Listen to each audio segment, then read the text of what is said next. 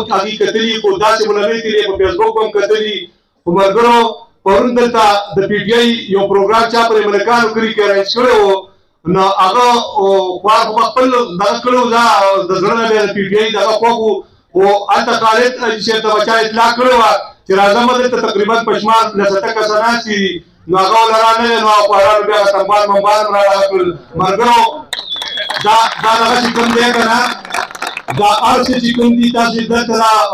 ګڼه وینئ دا د عوامو دا جوش وینئ د جیم هوارو د مختلفو کلو نه مشران کشران راغلي دي دا په څه وجه راغلي تاسو ته پته ده دا زموږ د لیډرشپ د ملي مشر جناب افتاب احمد خان شیرپو صاحب او زموږ د صوبایي چیرمین جناب سکندر حیات خان شیرپو صاحب چې په دې علاقه باندې کوم احسانات دي اوس خلکو کې احساس پیدا شو چې یو ګیپ موږ هغې مخامخ شو موږ دا 15 کاله زموږ خانان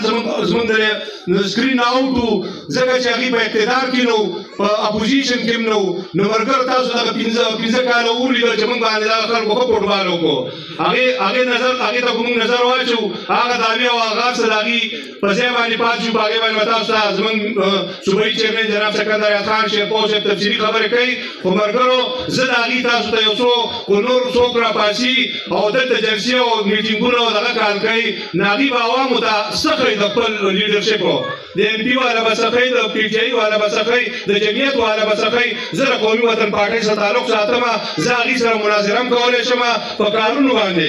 ملګرو خو موږ په جنګ هوارو کې وګورو په دې باندې زموږ د ملي مشر جناب افتاب احمد خان شیرپو صاحب او د صوبایي مشر جناب سکندر حیات خان شیرپو صاحب ډېر لوی احسانات دي په 2003 کې خو دلته کیس راغی دغه ډېر لوی نعمت دی زموږ د صوبې په ګوټ ګوټ کې نه و دلته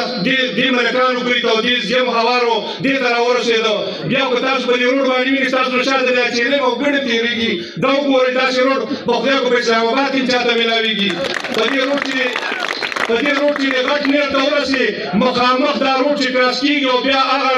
زموږ پارک اوسان کلی دی کرامتشاه محل دی ډکۍ نوم کونسل دی ملګرو دغه پل وګورئ په دې باندې 1.5 کروڑ روپۍ سکندر خان چې کله د اریګیشن منسټر و هم د دې خلکو لپاره یې لګولي دي زموږ یو رابطه ساده شوې ده د موټروې سره د هغه خلکو مو زموږ بیا هغه روډ وګورئ بیا د منډې نه راوالئ د خپلو حدودو زموږ چې کومه حلقه د تقدیر سره ټچ شوې ده هغې پورې وګورئ دا روډونه چا کړي دي بیا د ملکانو کلي مقبرې ته کوم نظر وکړو ملګرو په هغې کې جنازګاه چا کړې ده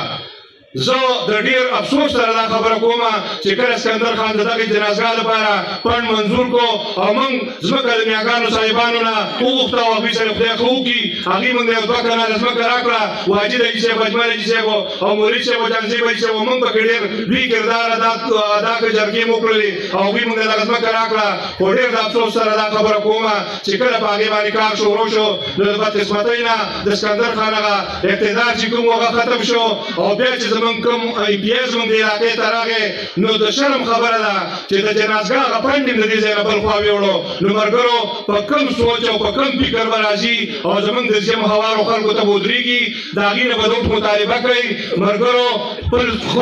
ښه تعلیم یافته خلک یې ښه عقلمند خلک یې که څوک راځي تاسو ورسره باقاعده په کار باندې مناظره کولی شئ د مشرانو کار ورته ښودلی شئ هغې ته ووایئ چې ستاسو موږ څه سود کړو چې تاسو نه موږ اوډ درکړو تاسو را روان وخت کې موږ خپل ایم پي ایس اسکو خپل ایم این ایس اسکو زموږ دپاره چې څه کړي دي څنګه چې دلاور په خپلو خبرو کې ویلې د دې ډېر نه اغاړه ملګرو تاسو ته پته ده نو زموږ ملي مشر جناب افتاب احمد خان شیرپو صاحب د مقبرې لپاره دغه ځمکه وقف کړې ده زموږ د دې علاقې نه خلکو مړي وړي او هلته یې ښخوي نو دا یو ډېره لویه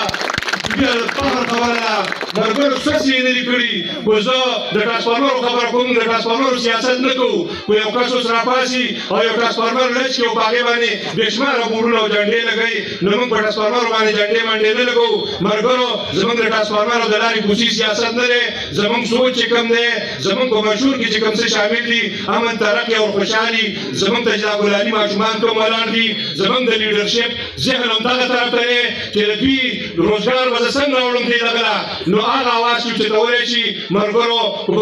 په صوبایي اسمبلی کې دی هغه زمونږ صوبایي چیرمن جناب سکندر خان شیرپور صاحب زمونږ د علاقې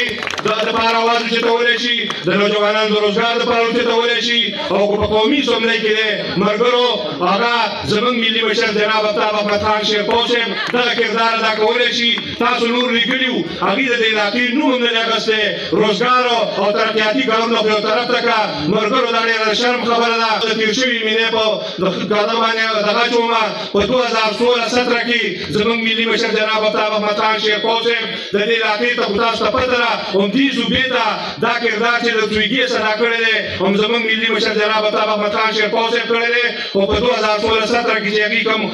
د کیس منظوري کړې وه د بدقسمتۍ نه په موږ باندې دغه نالایق حکومت راغی هغه منصوبې هم پاتې شولې نو چې کله زموږ مشر ته ملي مشر جناب افتاب احمد خان شیرپور صاحب ته لږه موقع میلاو شوه لږه ډیوه بله شوله نو په هغې باندې هغوی تاسو وکتل نه په اپوزیشن کې وو نه په حکومت کې وو هم په هغه نیمګړو منصوبو باندې د کیس هغوی کار شروع کړو لارو کوڅو کار یې شروع کړو ملګرو دا به سوچ هم نه کوئ چې بل څوک راځي او هغوی به تاسو له کار کوي خو څوک راځي دلته څوک جنازو هم نه دي راغلي دعاګانو هم نه دي راغلي نو موږ به هغوی ترقیاتي کارونه څه یاد کړو